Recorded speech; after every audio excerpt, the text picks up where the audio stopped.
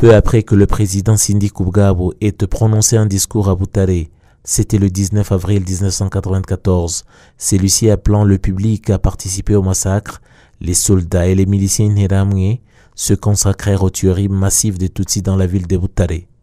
L'épisode du podcast d'aujourd'hui donne un aperçu sur la manière dont les principales barrières contribuèrent fortement à la mort des centaines de Tutsis pendant les génocides.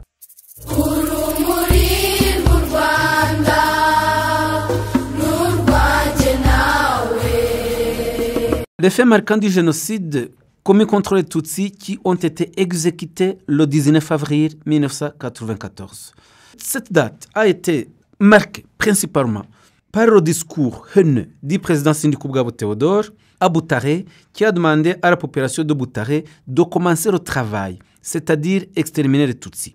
Puis, la nomination d'un préfet extrémiste, Sylvain Sabimana, qui devait mettre en œuvre le génocide à Butare. En effet, le 19 avril 1994, le gouvernement génocidaire a limogé le préfet Tutsi de Butare, Jean-Baptiste Habyarimana, qui avait essayé de lutter contre les massacres de Tutsis à Butare, et celui-ci a été menacé, évidemment.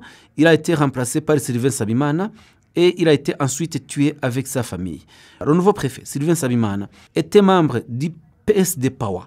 Il a été préfet de Butare pendant 2 mois et a dirigé le massacre du 19 avril au 17 juin 1994. Le même jour, le président du gouvernement génocidaire, Théodore Sindi Koubougabo, a donc appelé la population de Butare à commencer l'extermination de Tutsis. Et le gouvernement génocidaire a mis beaucoup d'efforts dans la mobilisation de la population pour tuer les Tutsis. Dans son discours prononcé à Butare, le 19 avril 1994, le président Sindi Koubougabo a donc dit « Ceux qui pensent que les théories ne les regardent pas doivent également être liquidés ». Après quoi, c'était un ordre donné pour que l'extermination des Tutsis se poursuive en toute rapidité. Sindi Koubougabo Théodore était accompagné à Butare par des ministres extrémistes de son gouvernement, dont Justin Mugenzi, Mugiraneza Prosper et Pauline Nyiramasuko, pour accentuer le génocide des Tutsis à Butare. À la même date, le massacre des Tutsis a eu lieu dans le secteur d'Ongoma, commune Kigembe, dans la préfecture de Butare. En effet, le secteur d'Ongoma, situé actuellement dans le district de Nyaruguru, ancienne commune de Kigembe, beaucoup de Tutsis s'y étaient réfugiés venant de plusieurs endroits, notamment ceux qui avaient survécu dans les massacres commis dans la région de Nyaruguru, notamment à Kibeho. D'abord, le 16 avril 1994, certains d'entre eux sont arrivés à l'endroit appelé Nkomero, à la frontière, pour essayer de franchir la frontière pour se réfugier au Burundi en passant par la Kanyaru, et ils ont été repoussés par des miliciens Interahamwe. Le lendemain, 17 avril 1994, ils ont été ramenés à l'arrière et rassemblés sur un terrain en Nkomero, un terrain de football. Le même jour, le préfet de Butare, Habyarimana Jean-Baptiste, nous l'avons dit, il est venu à cet endroit, mais le lendemain, il a été limogé. Peu après son limogeage, ces réfugiés qui s'y étaient réfugiés ont été massacrés sous la responsabilité du bourgmestre de Kigembe, Semanyezi Straton, ainsi que des conseillers de secteur Ngoma, Munyengango Léonard, et du secteur Fugi Beninha, du secteur Kivu, Philémon, avec la complicité de l'enseignant Mugemashuro Godefroy, du commerçant Kaitana Jean et bien d'autres miliciens. Quelques survivants des massacres d'Onkomero ont, le 16 avril 1994, été tués dans la vallée de la Kanyaru en voulant franchir la Kanyaru pour se réfugier au Burundi. Les massacres ont également eu lieu toujours dans la même commune de Kigembe, mais dans le secteur Gachurabwenge. Les massacres ont eu lieu non seulement dans la commune de Kigembe, mais ils se sont également déroulés dans le secteur Gachurabwenge, cette fois-ci à Musambira, dans l'actuel district de Kamonyi.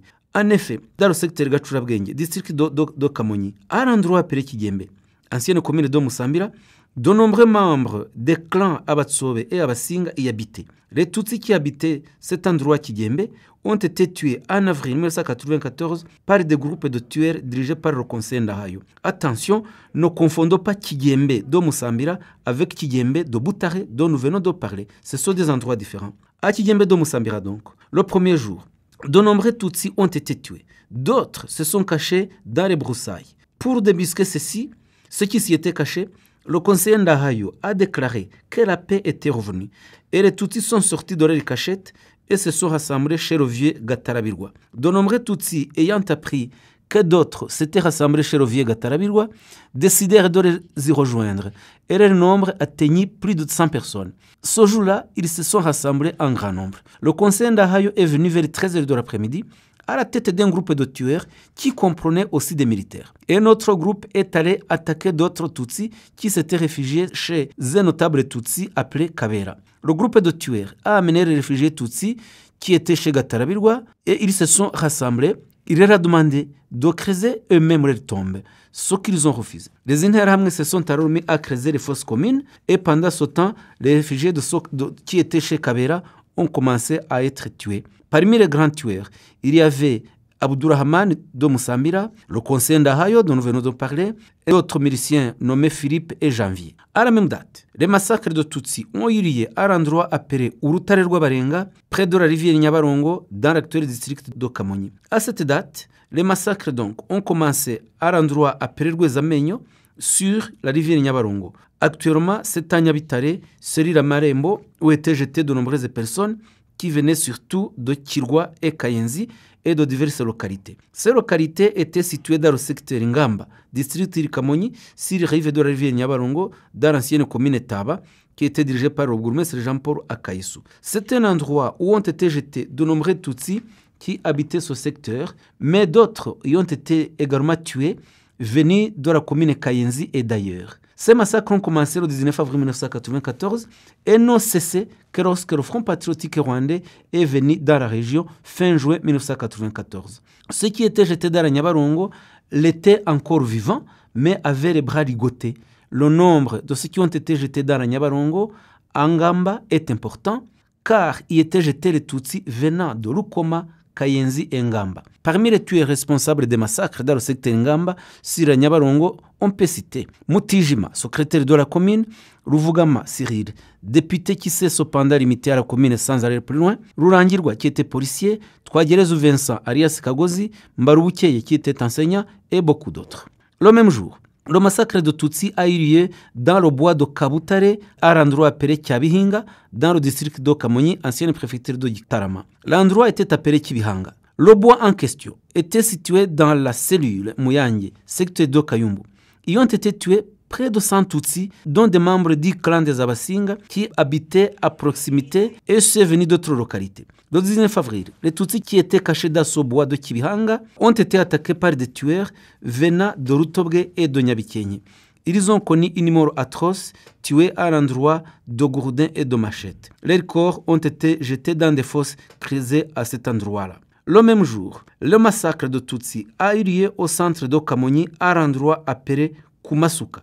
En effet, le centre de Kamonyi est situé dans le village de Kamonyi même, dans la cellule de Nhingo, secteur Gachurabwenge, ancienne commune d'Ottawa. À ce centre, auquel on accède à partir de la route goudronnée vers la paroisse Kamonyi, que l'on dépasse pour arriver au centre de Nhuro, ont été tués de nombreux Tutsis pendant le génocide. Ce centre est à proximité de la colline Nyamugari, où il y avait un camp de déplacés de guerre venus de Kivuye, dans l'ancienne préfecture de Byumba. Ces massacres ont commencé autour du 19 avril et ont continué jusqu'à la consommation du génocide dans cette localité. Il y avait des barrières proches l'une de l'autre, l'une sur la route goudronnée, l'autre derrière la paroisse Kamonyi. Des Tutsis qui habitaient Kamonyi et Kigembe ont été rassemblés et massacrés près de la statue de la Vierge Marie devant la paroisse. Ils n'ont pas été tués dans l'église parce que l'abbé Pio Nahobari avait refusé, nous l'avons déjà dit, l'accès aux Tutsis. Le même jour, les massacres ont eu lieu à la paroisse de Mushishiro, diocèse de Kabgayi, préfecture de Gitarama, actuel district de Muhanga. En effet, à Buringa, au centre de Kabadaha, actuellement dans le village de Kabadaha, Serire Munazi, secteur Mushishiro, district de Muhanga, il y avait une barrière de tueurs. Avant le génocide, c'était dans l'ancienne commune Buringa. Dès le déclenchement du génocide, depuis le 9 avril 1994, dans le village de Kabadaha, où se trouvait le bureau de la commune Buringa, s'y sont réfugiés des Tutsis venus de la commune voisine de Kibirira. Ils ont été suivis le même jour par les Tutsis de la commune Buringa. Le bourgmestre de cette commune Buringa a escorté tous les Tutsis qui s'étaient réfugiés au bureau communal jusqu'à Kabgayi. Après, l'assistant bourgmestre nommé Ntabashwa Jean a dirigé les massacres des jours suivants. D'abord, une barrière qui était gardée par des militaires a été installée à ce centre, autour du 10 avril 1994, devant un petit hôtel appartenant à Karamira Frodouar, l'un des responsables nationaux du MDR Power, et qui était originaire de cette région. C'est Karamira qui a distribué les armes qui ont été utilisées pour tuer des Tutsis. Cette barrière avait comme objectif de chercher et tuer les Tutsis qui venaient de différentes régions, que ce soit ceux qui voulaient se réfugier à Kabgayi et qui venaient de Kigali ou ailleurs. Sur cette barrière, ont été tués entre 100 et 200 Tutsis, lesquels étaient jetés dans une fosse près de l'hôtel de chez Karamira, qui était destinée à accueillir les restes de nourriture et autres déchets. Ceux qui sont allés récupérer le corps jetés dans cette fosse ont trouvé que ceci avait été mélangé avec les restes des animaux du bétail qui étaient abattus pour la consommation de l'hôtel. À part les Tutsis qui ont été tués à cet endroit, dans la commune de Buringa, il y avait plusieurs autres barrières, dont celle qui était près de la commune Buringa, au bureau communal, et une autre qui était située à Munazi, à Nyagasozi, à Nyagako et beaucoup d'autres endroits. Parmi les responsables des massacres de cette localité, on peut citer Nabashwa Jean, assistant bourgmestre, Karamira Frodouar, responsable national du MDR, Gassiribani Alexis, Munyankumburwa Faustin, Kamonyo, la Bendo Wabike Jérémie d'origine burundaise, le major Ukurikiyezu Jean Damascène, Nyaminani Félicien qui a été bourgmestre de Buringa, Sebazungu Cyril qui était responsable d'une station électrogaz à Kigali et bien d'autres miliciens. À la même date, le massacre de Tutsis a eu lieu dans la commune Kayenzi à l'endroit appelé Gitwa, dans le district justement actuel de Kamonyi. En effet, depuis le 13 avril 1994, les Tutsis ont commencé à subir des attaques à Gitwa, ainsi qu'en cellule Kirwa, secteur Kayenzi. Des Tutsis s'étaient réfugiés chez un Tutsi qui était notable et directeur des écoles à Gitwa, qui s'appelait Ugirashebouja Félicien. Ils ont résisté depuis le 16 avril 1994 aux attaques qui venaient de Moussassa, dans Gakenye, mais la situation a empiré lorsque les tueurs de Kayenzi se sont mis à attaquer les Tutsis. Une forte attaque a été menée le 19 avril 1994 contre les réfugiés Tutsis et elle a été repoussée par ces derniers. Une réunion s'est alors tenue à l'école primaire de Gitwa et était dirigée par Nkundiaremye Alphonse et le professeur Munyakazi Léopold. Cette réunion a été suivie par une nouvelle attaque sur les réfugiés Tutsis. Parmi les responsables des massacres de Kayenzi, il y a le bourgmestre Mbaruke Jean, mais spécialement parmi les tueurs de Kirwa, il y avait Mabarezi, Rwagakwandi, Hitimana Jean Damascène, Ruticu Mugamba Loïse, Nzabanita Cyril, Nkundiaremye Alphonse, Uwayezu Leonidas et beaucoup d'autres. À la même date, les massacres de Tutsis ont eu lieu au bureau de la commune Muko, dans l'ancienne préfecture de Gikongoro, actuel district de Nyamagabe. En effet, le 7 avril 1994, il y a eu le premier massacre à Muko d'une dizaine de personnes à la paroisse catholique de Mushubi, préfecture de Gikongoro. Le 8 avril 1994, de nombreux Tutsis ont commencé à se réfugier au bureau de la commune Muko, tandis que d'autres se réfugièrent également à la paroisse catholique de Mushubi parce qu'ils avaient appris l'implication du bourgmestre Kayihura Robert dans les massacres de la paroisse Mushubi et qu'ils ne se sentiraient pas en sécurité au bureau communal. Ceux qui habitaient à proximité et qui ne pouvaient pas se rendre à Kaduha ont continué à se réfugier à la commune Muko, venant des différents secteurs de la commune et même d'une partie de la commune Musebeya. Le bureau de la commune Muko se trouvant en effet à l'intersection des deux communes Muko et Musebeya. Le 19 avril 1994, un autre groupe de tueurs, dirigé par le criminel notoire, surnommé Rukokoma, attaqua les réfugiés. Et les tueurs venaient en chantant « Qu'est-ce que vous voulez ?» Et ils répondaient en chœur « Où sont les Inyenzi ?» À la commune Muko. Pourquoi les cherchez-vous? Et de répondre, les exterminer. Les tueurs n'ont pas pu tuer les réfugiés sur place pour une raison qui n'est pas encore évidente aujourd'hui. Car ceux qui gardaient la commune ont d'abord refusé de livrer les Tutsis. Le bourgmestre Kayihura Albert, ainsi que Moussonera qui était directeur des écoles primaires, et le milicien Rukokoma et beaucoup d'autres miliciens se sont rencontrés en réunion. Ils ont décidé de tuer en premier lieu les hommes et de tuer plus tard les femmes et les enfants. Le groupe de tueurs s'est retiré et les réfugiés ont cru avoir survécu ce jour-là, alors que les tueurs prévoyaient d'attendre les réfugiés à mi-chemin à Gashkwati. Les hommes et les jeunes furent embarqués alors dans 3 véhicules qui étaient censés les amener en protection à la paroisse Kaduha. Arrivés à 3 km plus loin, à Gashkwati, ils y ont trouvé des tueurs qui les attendaient. et qu'ils ont tous tué à l'arme traditionnelle. Il n'y eut qu'un seul survivant à ce massacre. Tous les autres ont été tués par le grand nombre de tueurs qui encerclèrent les véhicules.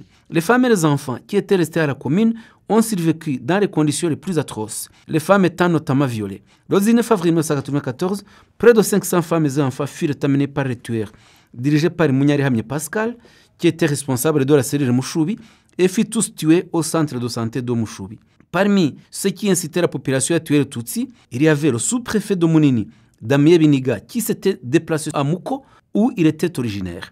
Il y avait aussi le bourgmestre de Muko, Kayihura Robert, Moussonner Etienne, directeur de l'école primaire de Rugano, qui a été aujourd'hui condamné à 15 ans de prison, ainsi que les conseillers et responsables des cellules, dont Hakizimana, conseiller de Sovu, et autres tueurs, parmi lesquels figuraient Sekanyambo, Muberandinda, Mbaraga, Habimana, Kanyamanza, Rukokoma, Munyabihame, Muberandinda, Munyembaraga, Ruhigisha, Sebera, Aloïs et bien d'autres.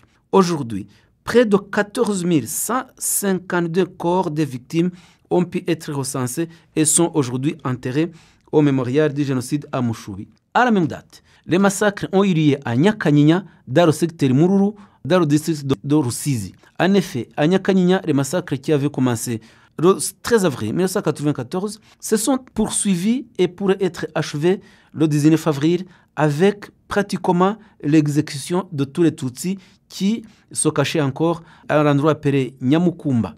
C'était sur un chemin qui menait au centre d'Oruhango où ces réfugiés-là ont été tués. Disons que non seulement les réfugiés Tutsis ont été tués ce jour-là à Mururu, mais aussi dans le district de Ruhango, un dernier massacre s'est déroulé à la même date du 19 avril à Nyamukumba, dont nous venons de parler tout à l'heure.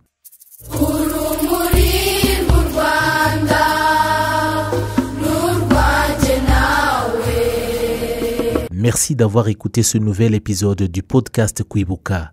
Comme toujours, assurez-vous de nous laisser un commentaire sur ce que vous avez aimé sur le podcast et partagez-le avec d'autres personnes qui seraient bien intéressées à l'écouter.